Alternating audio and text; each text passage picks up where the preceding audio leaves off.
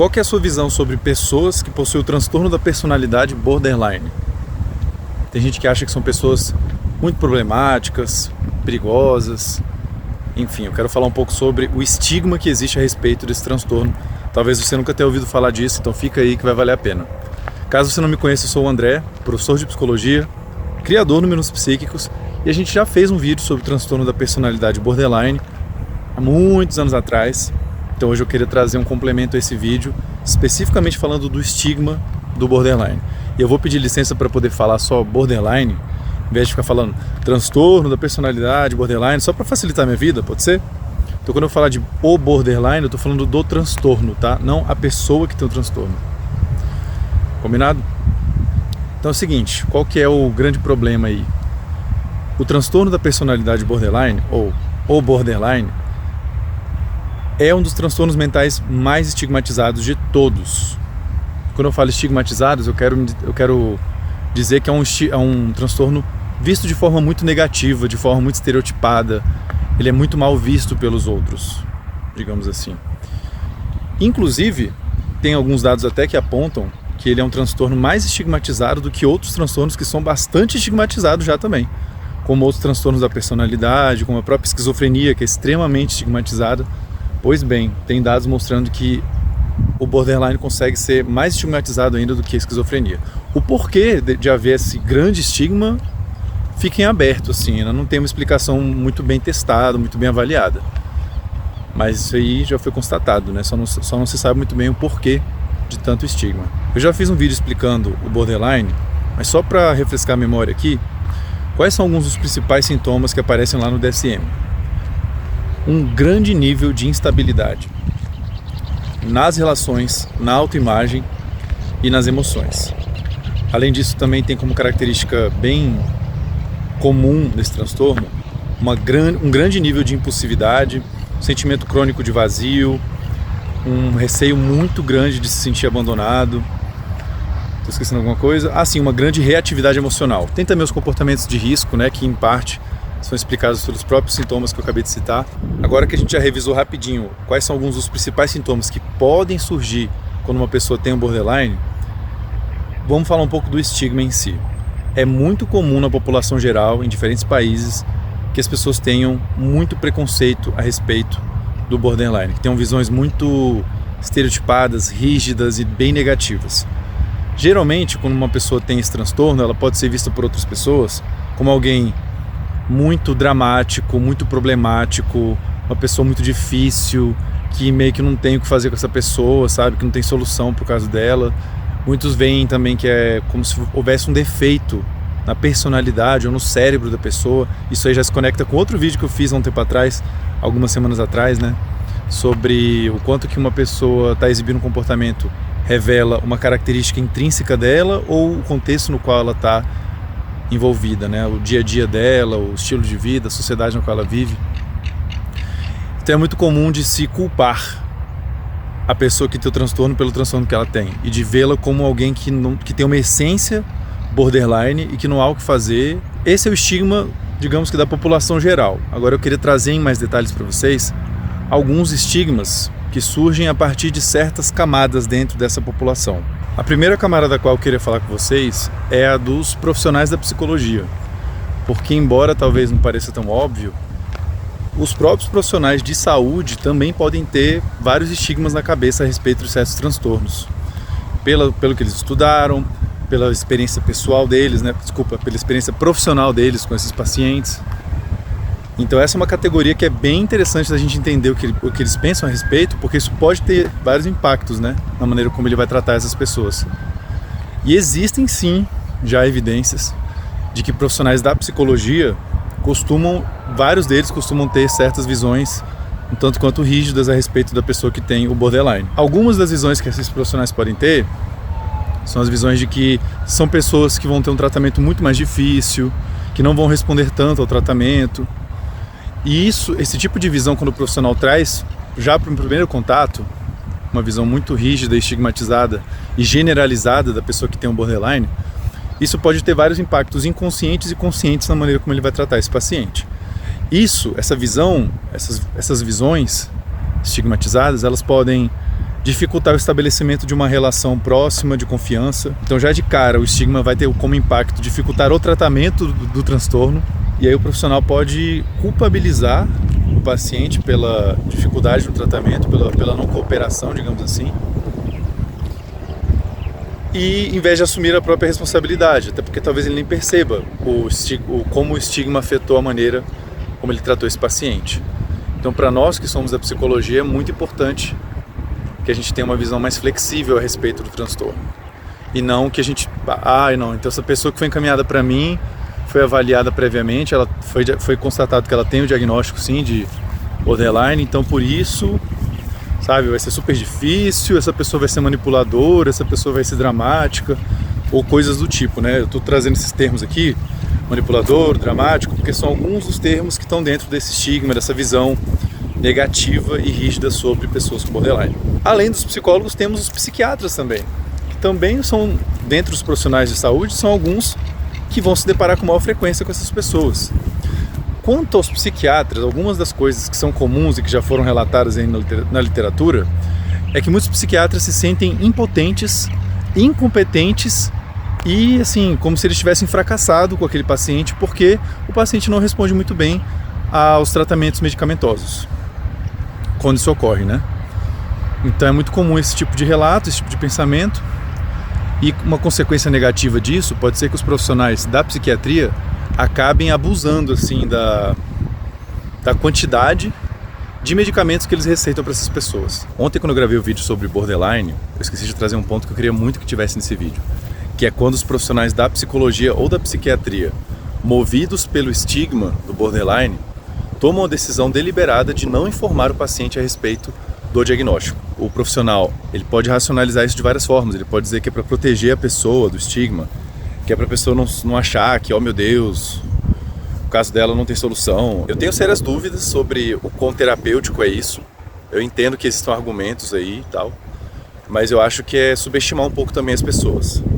Subestimar a capacidade delas de levar em conta essa informação para benefício próprio, subestimar a capacidade delas de entender a explicação devida, e talvez até exista alguma insegurança por parte do profissional em trazer essa explicação. Talvez ele também não esteja confiante de como trazer essa informação sem que soe como uma notícia horrível, como uma coisa catastrófica. A minha percepção é de que seria ético informar a pessoa sobre o que foi constatado através de um processo técnico, sério, científico, qual foi a conclusão desse processo.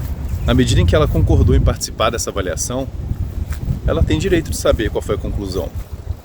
Até porque tomar conhecimento dessa conclusão pode ajudá-la a tomar as decisões mais interessantes para ela mesma. Eu fico bem com o pé atrás assim, a respeito dessa possibilidade do profissional da psicologia ou da psiquiatria achar que sabe o que é melhor para o paciente e não informar ele a respeito de um diagnóstico que foi, de fato, constatado. Tem também o estigma no nível estrutural. Já se constatou que pessoas com borderline têm menos acesso a serviços de saúde, planos de saúde estão menos dispostos a cobrir certas necessidades. Essas pessoas também, aliás, o borderline, o transtorno, também tem evidências de que esse transtorno recebe menos financiamento para pesquisas, o que traz como consequência um menor nível de conhecimento sobre esse transtorno, sobre as causas dele, sobre as melhores formas de tratamento. Como se não bastasse o estigma estrutural, a gente tem também, finalmente, o estigma familiar. Quando se constata que a pessoa tem borderline, muitas famílias vão para um caminho de querer esconder essa informação, minimizá-la, relativizá-la, questioná-la, já que as próprias pessoas que fazem parte da família podem ter muito preconceito com transtornos mentais como um todo ou com especificamente ainda mais com o borderline. E a princípio você poderia falar assim, não, as pessoas estão querendo não dar tanta importância assim, não é de todo mal. Mas isso pode chegar ao ponto das pessoas, inclusive, não incentivarem ou desincentivarem a pessoa que tem o transtorno a procurar ajuda. Aí é onde eu acho que essa parte de minimizar, de disfarçar, se torna cruel. E aí quando você junta estigma estrutural, estigma da família, estigma dos profissionais de saúde, no modo geral. Eu falei aqui dos psicólogos e dos psiquiatras, mas tem evidências também de que enfermeiros, qualquer profissional da saúde que tenha contato com pacientes que tenham esse transtorno, potencialmente poderia exibir pensamentos estigmatizados, ideias preconceituosas, né, sobre borderline. Aí você junta todos esses estigmas, todas essas camadas de estigmas que tem na sociedade, o que acontece? Muito frequentemente, o autoestigma.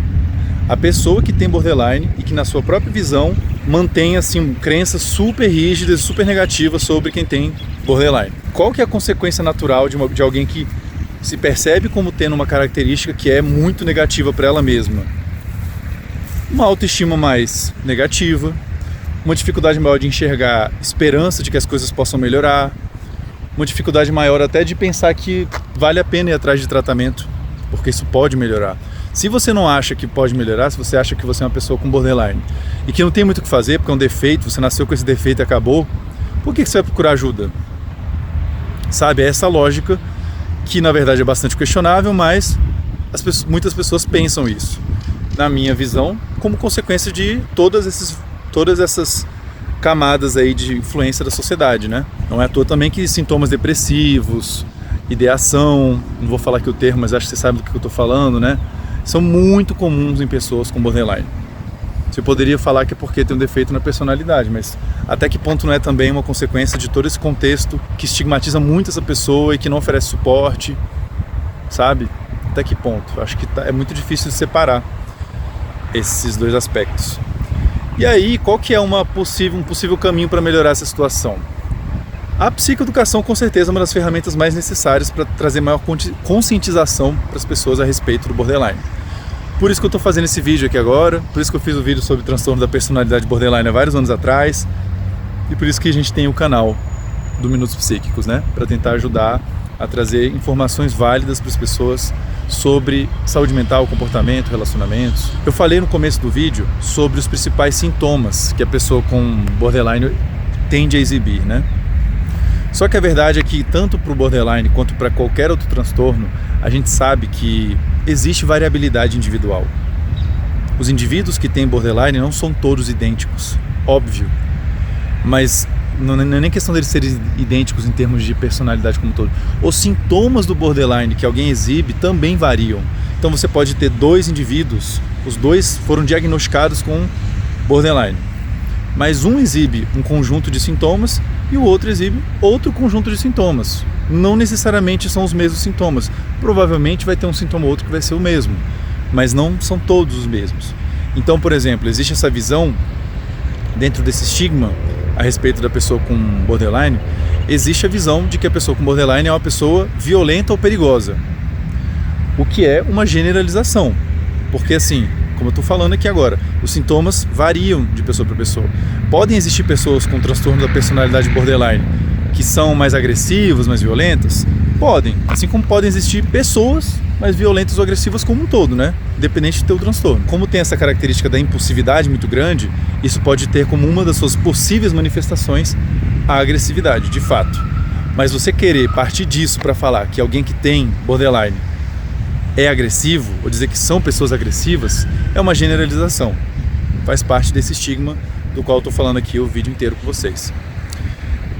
Então, não se esqueçam, quando vocês ouvirem falar de alguém que tem borderline, caso você tenha borderline também, também estou querendo falar com você, não existe um único conjunto de sintomas que todo mundo que tem borderline exibe. Além da psicoeducação, é fundamental que as pessoas que têm borderline tenham acesso a tratamentos eficazes. Esse é um tipo de transtorno, assim como os outros transtornos da personalidade, que quando a pessoa não tem acesso a serviços de tratamento de qualidade, ela sofre uma grande quantidade de prejuízos ao longo da vida e isso dura por anos. Uma das características definidoras do transtorno da personalidade, de algum transtorno da personalidade, é o quanto que eles são crônicos, eles tendem a ser crônicos. A pessoa tende a exibir os sintomas do transtorno na maior parte do seu tempo de vida. A boa notícia é que existem tratamentos eficazes para alguém com borderline. Uma das formas de intervenção mais básicas, o básico do básico, psicoterapia. Um medicamento pode ser útil sim também, não é para demonizar medicamento, porque dependendo da situação, o medicamento pode fazer a diferença entre a pessoa continuar viva ou não.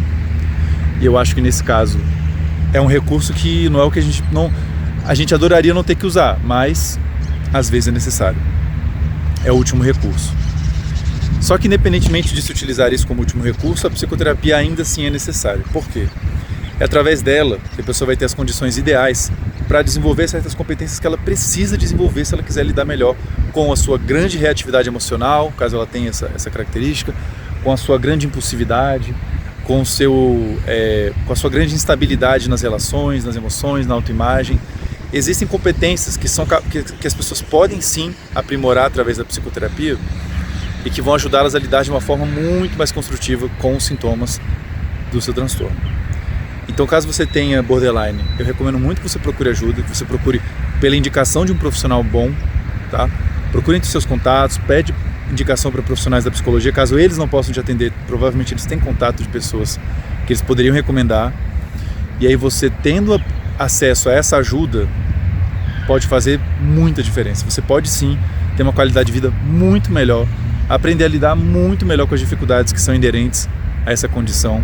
E mais um ponto que eu quase esqueci de comentar com vocês é o estigma que as pessoas com borderline têm em relação aos profissionais de saúde.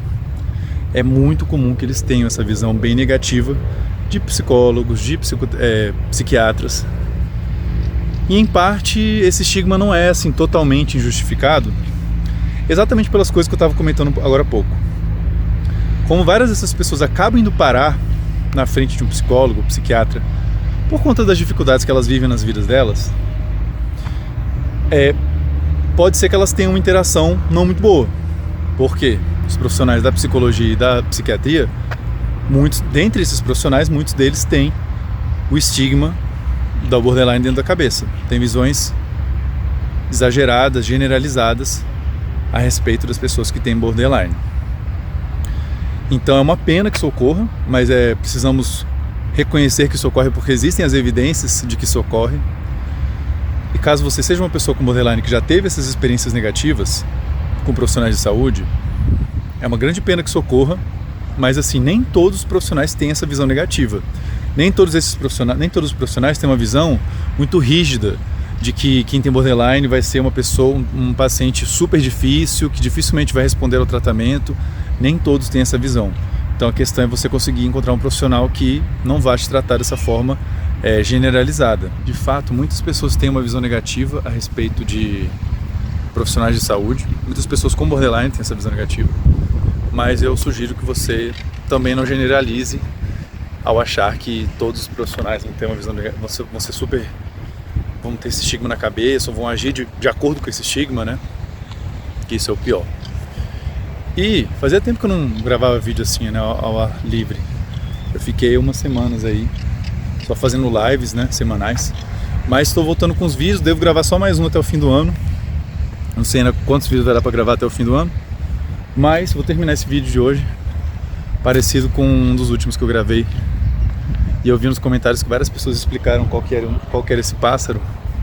É o carcará mesmo, né, pelo que vocês falaram. Esse aí qual que é, hein?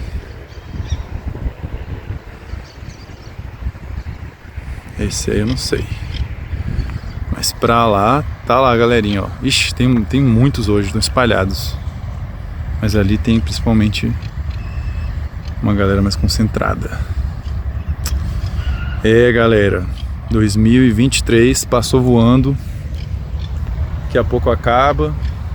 Eu acho que ainda vou gravar mais um vídeo antes do fim do ano, mas se não der pra gravar, já fica aí um Feliz Natal. Já desejo um Feliz Natal pra vocês, um Feliz Ano Novo. Que vocês possam passar esse momento do fim de ano com pessoas que gostam de vocês, que tratam vocês muito bem, porque é isso que a gente merece, né? Então é isso, obrigado por assistir o vídeo até agora. Se você gostou, clica no joinha, comenta aqui embaixo a sua opinião. Se ficou com alguma dúvida ou se quiser complementar algo que eu disse, fica à vontade, vai ser ótimo. Não se esqueça de se inscrever no canal.